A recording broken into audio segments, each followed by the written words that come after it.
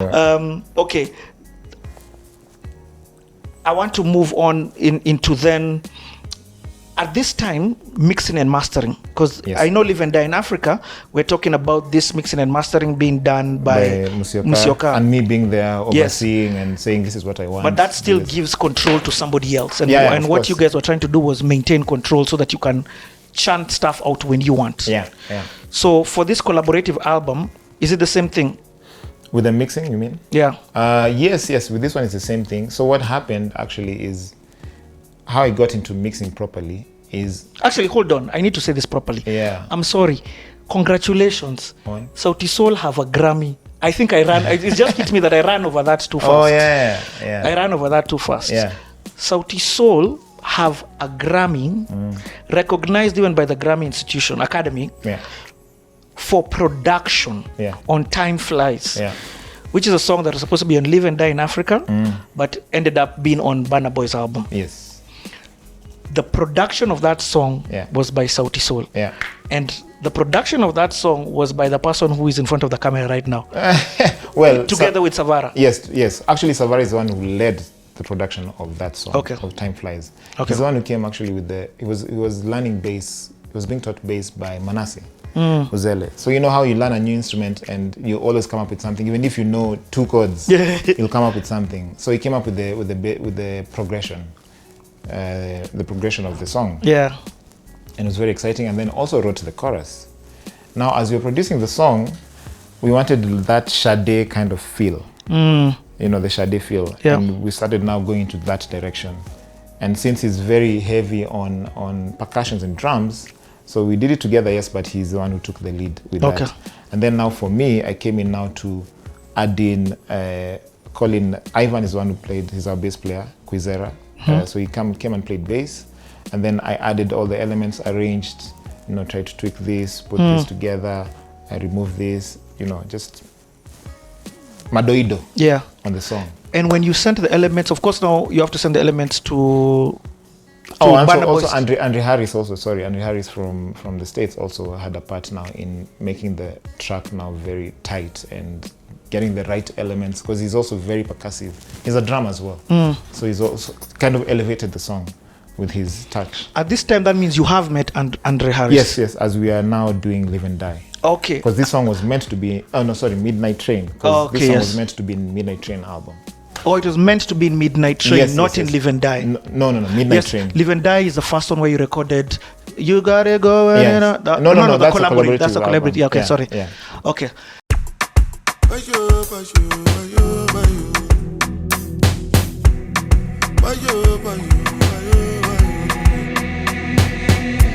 Time flies like a thief in the night. We all got a story to write. So darling, jump in the ride before the train is gone. Let's take a ride. Look in your eyes. Don't make them tell you lie. I'm on your side. Siwezi kuacha rumba. Asante tazi chaka chaka tumaraka tentipita. Siwezi kuacha vodka. We gon' get high tonight, baby. Nasi achivela. We say pass the dirty on the left hand side, yeah. Siwezi kuacha rumba. Oh yeah. Muda unayoyoma, so you never know what tomorrow holds. Siku zazidi kwenda, so don't hold back. Do what you gotta do. Take some love and give it back. Make your money, get that back. I don't know what you're going through, yeah. This is your invitation to dance. Sauti Sol, Burna Boy came through with another one, yeah. So come on and give love a chance, yeah. Cause you know the party just begun, yeah. And we're not getting younger, no. Time flies like a thief in the night. We all got a story to write. So darling, jump in the ride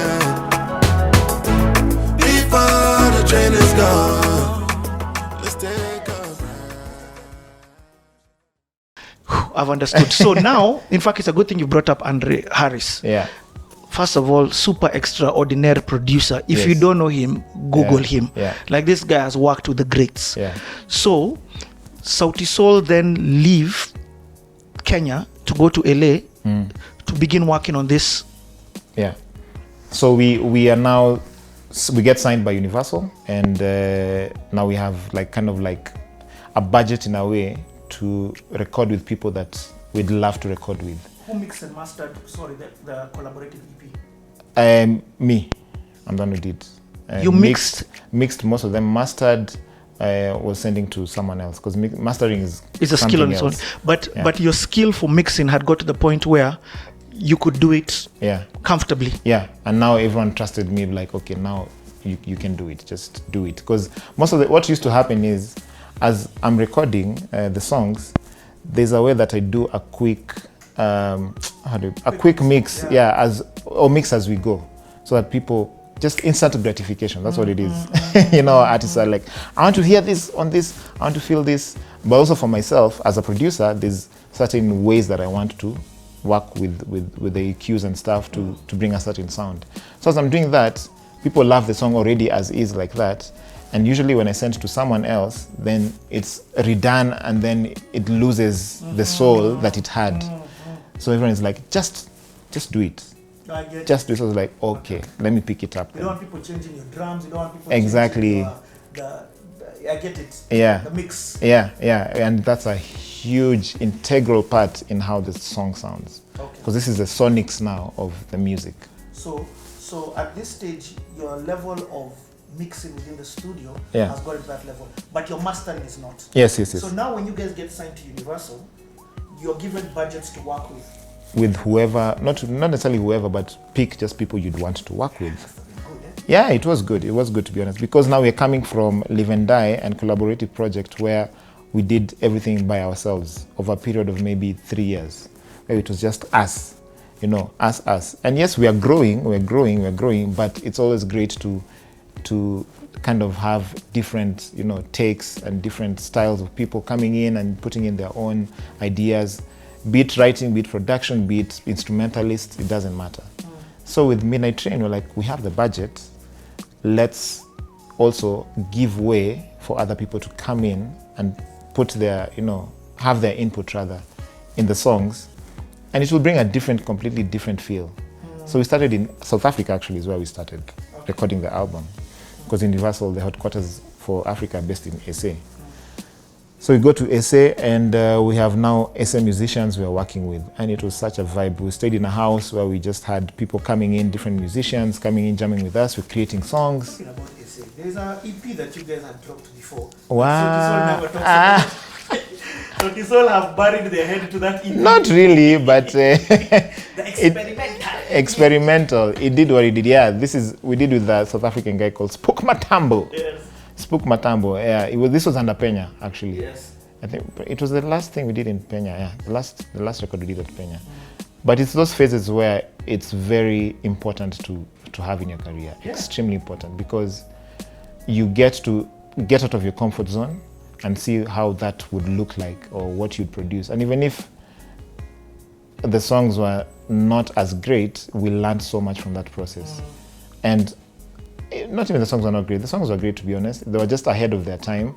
And also, we didn't really know how to properly make them, just camouflage them and finish them properly as they should have. Even there's one song we really want to do again in our upcoming project from that EP. But can I say there's nothing also wrong in learning sometimes you need to do something to learn what you don't want to do. Exactly. That's perfect. Well said, Richie. Let's go back to SA now for Midnight Train. Yeah, so we get different people involved in the project. So we know amongst ourselves, we are writers, we are producers, we are composers, we are guitarists, we are all these things. But it's always good to have different input. So we get songwriters, we get instrumentalists, just to give a different vibe. And we have them jamming in the house, in studio, around SA and stuff that Universal are helping us with. So as we do this, we discover... Do you have a name in SA? Are you working around yes. in Sauti Sol? Yeah, well, 1, 2 people, yeah. I mean, as you know, SA is very, they listen, they love themselves, which is great, of course. Yeah, so of course, yeah, there's some people who know us, and when we walk around, like, hey, Sauti Sol, are you guys? The industry itself, the people in the industry know us, all of them, whether it's media or artists, they know of Sauti Sol for sure. Yeah, so we get into studio with these different people, we write different songs, everyone gets out of their comfort zone, and it's a beautiful experience. It's like once you let go and you collaborate, so much, you learn so much. If you get into it with a different mindset and not that someone is coming to take my job or what I'm supposed to do, and actually do it together and learn together, it's magical. Because also what you realize, or what you don't realize at this point, is you're also teaching those people. It's not just one way. You know, you're bouncing off each other, and that's exactly what happened in SA. So even, for example, a good example is now the guy that we spent a lot of time with is called Manana, an amazing artist. You guys should really check him out. And he's very good with the vocal arrangement, different kind of vocal arrangement. Like, we are vocalists, yes, and we know how to arrange our vocals, but it's always good to get from a different perspective how we would arrange vocals. And he came and Feel My Love, for example, he arranged literally all the vocals, everything, even helped with writing in the song. He's a very good writer. And his perspective was just beautiful. And once you let go, you're like, wow, this is magic.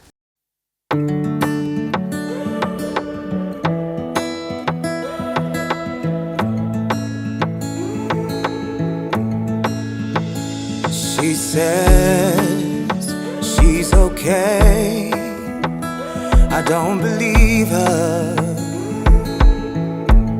There's just something about the way she turned her back on me. I know in my mind I'll never leave her. There's just something about the way we love each other right. And even though we fight all night and day, I know sometimes in love there can be pain. And even though we need a little break, I know that you'll come back to me. You know that I'll come back to you. 'Cause that's when you'll start to feel my love. Feel it, that's when you feel it. That's when you start to feel my love. Feel it, that's when you feel it.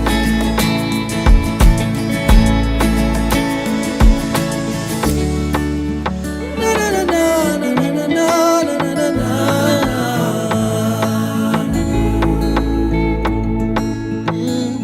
Usiponipenda nitapendwa na nani?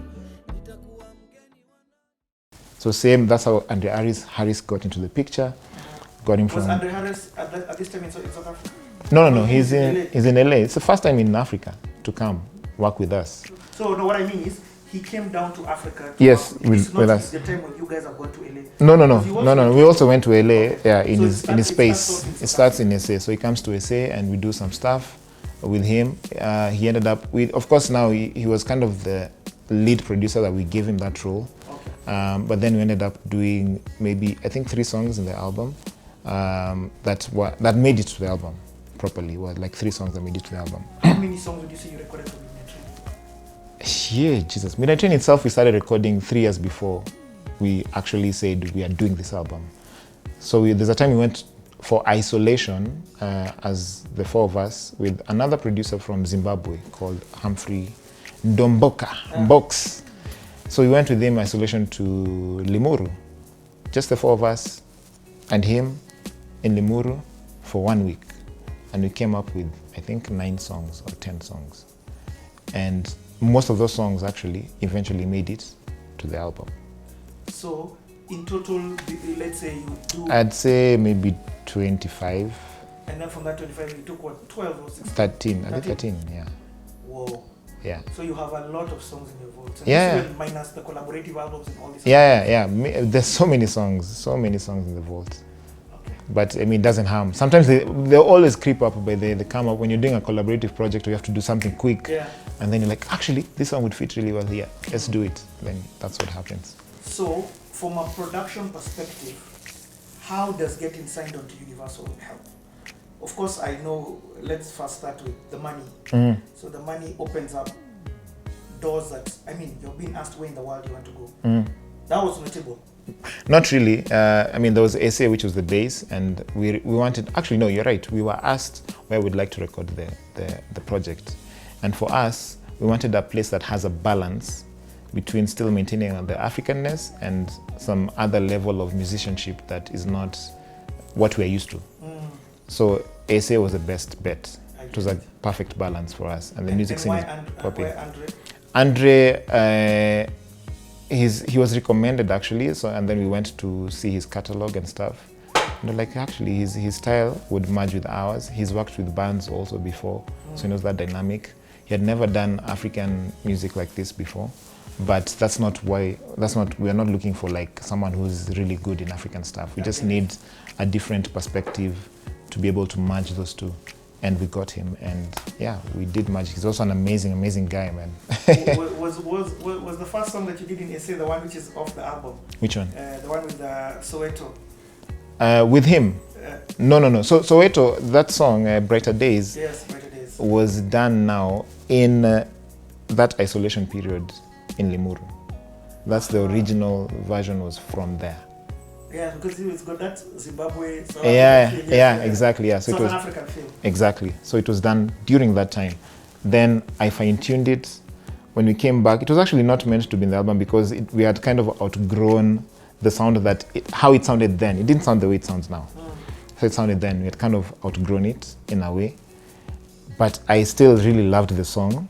And then when I was called for the seminar mixed with the masters in France, you have to go with songs, like 2 songs at least, that you'll discuss and talk about in the seminar in a group of 12 people from all over the world who are also like crazy geniuses in music. So that's the song that I wanted to do. So I recorded it here actually, the previous studio, the old studio. I re-recorded it now, got live drums, got live bass, I just fine-tuned it, put a choir that not choir, I just put singers together to form a choir at that time, because I had the idea for the choir, and put a choir at that time, and that's what I went with to mix with the masters. And then the reception from them also made me validated so many things. Like they absolutely loved the song, what it spoke about, just the rhythm, everything. They just like, yeah, exactly, yeah. So they were like, this song is fire.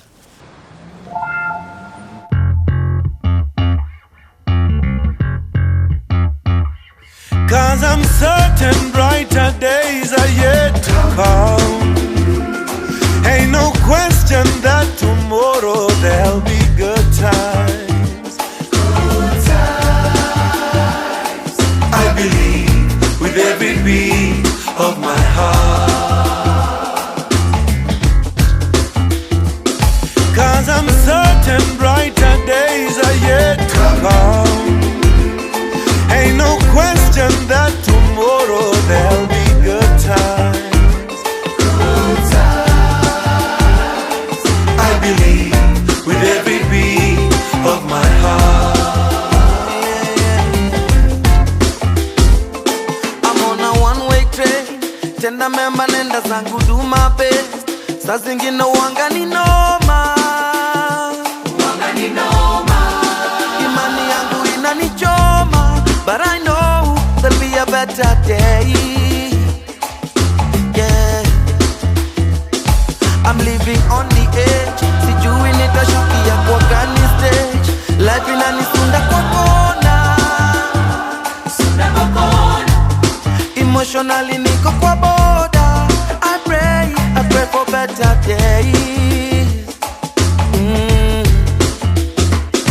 Cause I'm certain brighter days are yet to come.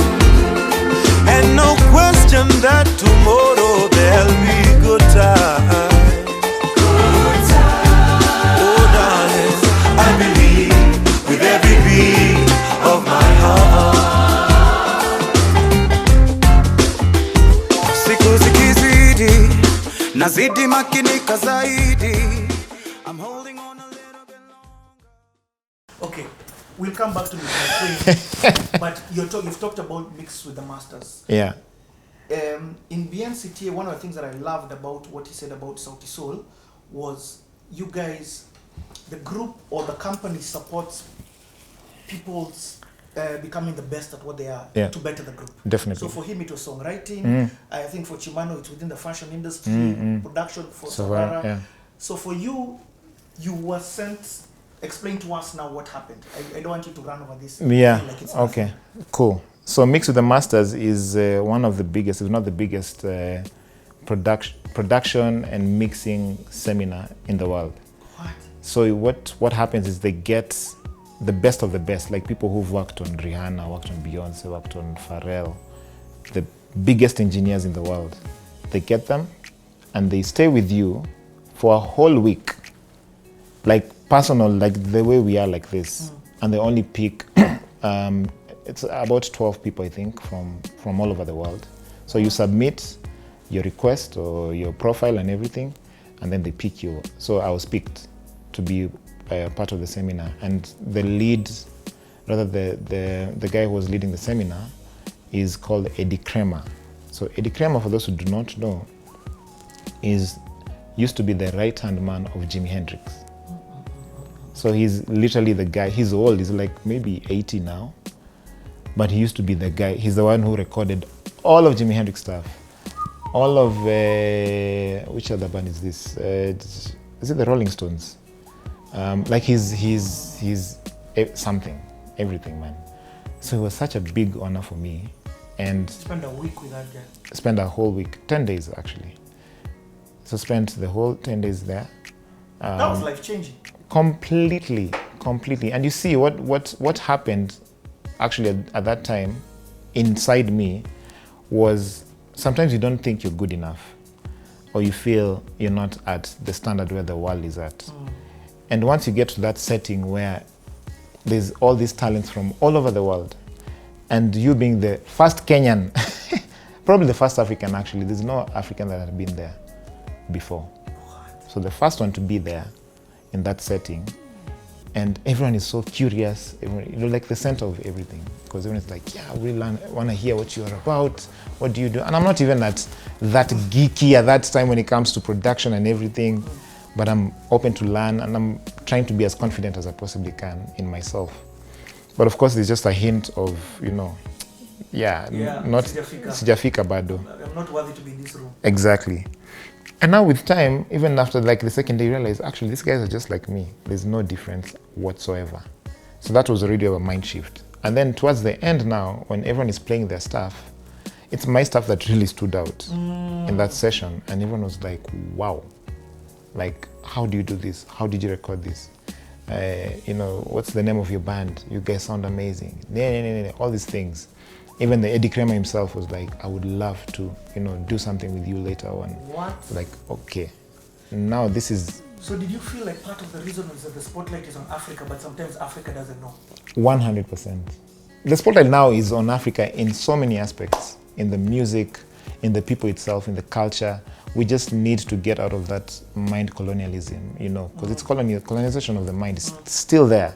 Still feel like I may not be enough. It doesn't matter whether you're exposed or not. It just, maybe something like that needs to happen for you to realize I'm actually this, I'm this great, and absorb it. And it's not pride or anything. It's accepted that I am this great. This is who I am. In fact, I like what you said. Sometimes, you see, automatically, we think it's pride. Yeah. You see, like when if you can tell me, Richie, I'm the best. Yeah. Automatically get proud. So you're told to be humble. Yeah, exactly. Be humble. There's I call it a fake humility. Yes. It's misplaced humility. I like the fact I'll be misplaced humility. Yes. It's even why I'm interviewing you. Yeah. Because I'm like, it is an absolute honor to be here. And one of the things I keep saying, you are a member in Africa's biggest group. You get, so for me to sit down with you, it is an honor for me. It's an honor for those watching. Yes. But also there's so much sharing that you're doing. People just need to listen to you and learn from you and take it. Question, did you learn from them? Too much. Too much. Like, it was like a marathon. It's like that 1 week is equivalent to to probably someone who's been in school. Maye. Yeah.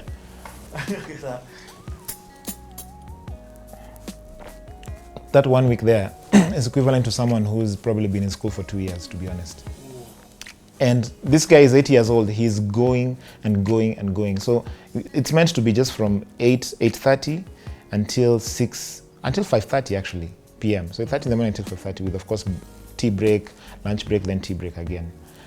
But this guy also, and he's the one who's teaching. We're the ones who are students and receiving.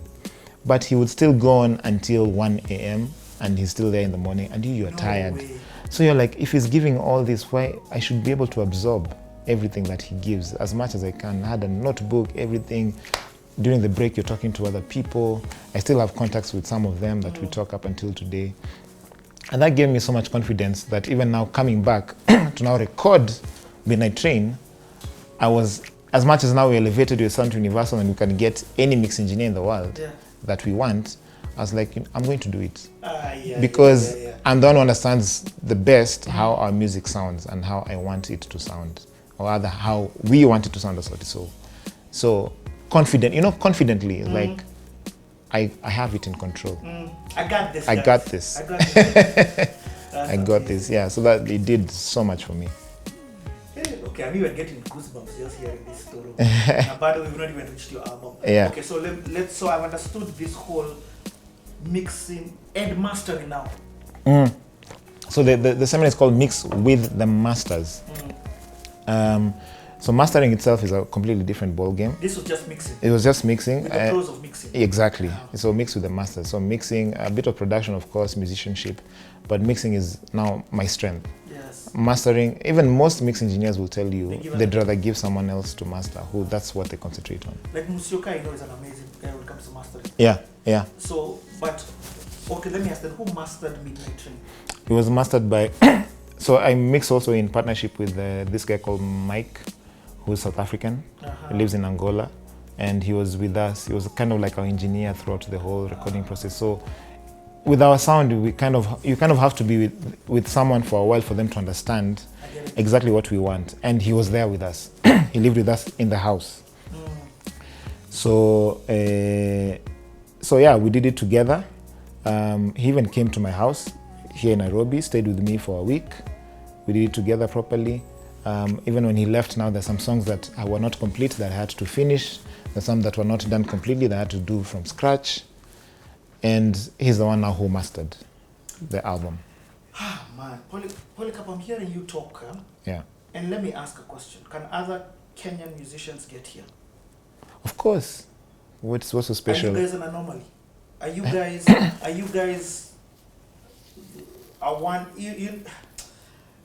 is it possible?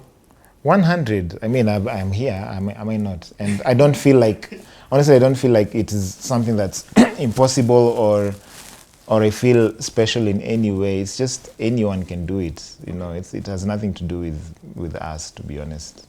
Anyone can do, and anyone can do it way better than us. Should do it way better than us. Do you feel, okay, let me then ask a harder one. Yeah. Do you feel like the industry, you see what I feel like you guys are pursuing? Dope.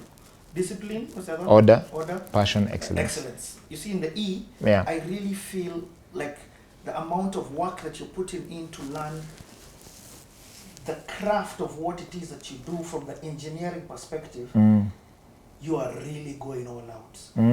Do you feel that two things? One, people want to attain that excellence. Two, they're willing to strive to attain that excellence. And by people, I'm talking about our Kenyan music industry. Yeah. I don't know. I don't want to speak for people, but but there definitely needs improvement in that sector, 100%. Okay. There needs to be some level of excellence or thoroughness, really, and not mediocrity, because sometimes we settle for mediocrity, and like it's fine, it's perfectly fine, it's mediocre, but people love it, and you always, you know, hit a ceiling, or you're just there, you know, never improving, you're never putting yourself in situations where could bring the best out of you, or even the worst out of you, so that you get it out of the way. You always want to be in a comfort zone. Probably that's the issue that we have right now in our society, as pertains to entertainment industry. So people just need to strive for that excellence, and yeah, just I can't really speak for people, because I work for me. I work. Okay, correct. But let's say what it is, man. It is what it is. So okay, I just want to touch on a few songs of Midnight Train. Yeah. I want to spend some time talking about your project. Yes. And then I'll come and talk about even Soul Generation. Okay. Then we can end. No worries. Okay, so I'll name some songs. Yeah. Are you behind Nendalot? Yeah. Yeah. So Nendalot is, I think, the one of the. Is it the only one? Yeah. So Nendalot was recorded again 2 years before. Now saying we are recording Midnight Train as the album, and it was full band. So Nendalot is all full. There's no extra instrument, no extra like what's the word? Production really that was done to it. So it's live drums, live guitars, live bass, live keys, and vocals and backups, and that's it. But of course, I was arranged the song as well, the breaks that you hear in there. Yeah. Recording the backup vocals as well when they came to record. Yeah. So when it comes to just anything recording, I am always there. Okay. Yeah, an arrangement of the song and the vocals.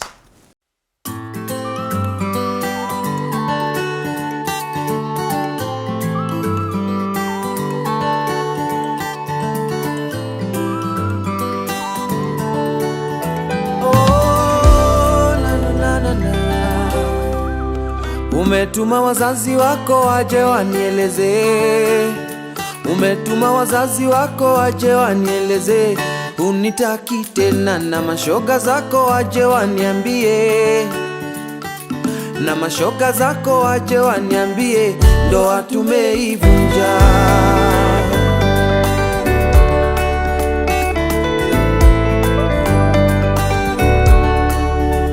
Siamini kuna time singeishi bila wewe, mapenzi ya kukata na shoka yashamwagika hayazoleki haya basi nenda lote mama, nenda lote mama. Penzi unaenda nilikuenzi kinoma noma, yashamwagika hayazoleki haya nenda lote mama.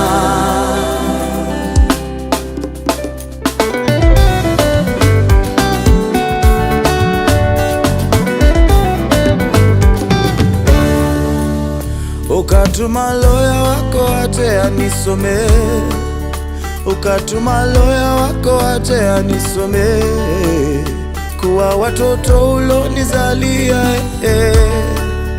kuwa watoto ulonizalia sitawaona tena.